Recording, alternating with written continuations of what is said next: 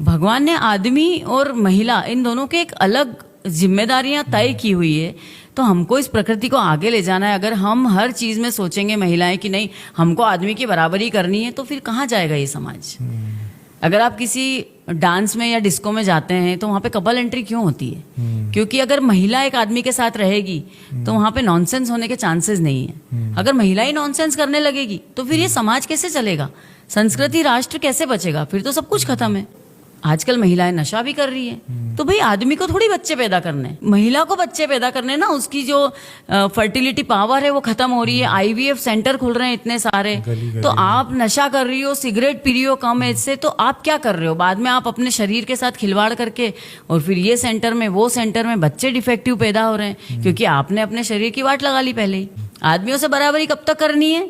जब तक आदमी 1 लाख रुपए कमा रहा है और अपन 10,000 रुपए कमा रहे हैं, तो हम उस आदमी से शादी कर सकते हैं। अरे भाई, लड़की अगर 1 लाख रुपए कमा रही है और लड़का 10,000, तो भी शादी करो, बराबरी करो ना। फिर फर्क क्यों पड़ना चाहिए? जहां आपका बेनिफिट है वहां आपको आदमियों से बराबरी करनी है, और जहां आपको लग रहा है नहीं नहीं ऐसा कैसे, आदमी को ज्यादा कमाना चाहिए, क्यों? अब जैसे एक कार्यक्रम में थे हम लोग, तो एक प्रोफेसर साहब कहीं से बड़े खड़े होके बोले, मेरी बेटी भी 1 लाख रुपए कमाती है और मेरा दामाद भी 1 लाख रुपए महीने कमाता है, पर मेरी बेटी रोटी बनाती है, मेरा दामाद रोटी नहीं बनाता है। कल को आप बोलोगे कि दोनों एक जितना कमाते, मेरा दामाद प्रेग्नेंट होएगा, बेटी नहीं होएगी। अब परिवार के लिए अगर हम रोटी बना रहे हैं तो ये हम प्रेम से बना रहे हैं। हम कोई बराबरी या प्रतियोगिता नहीं चलती। परिवार क्यों होता है?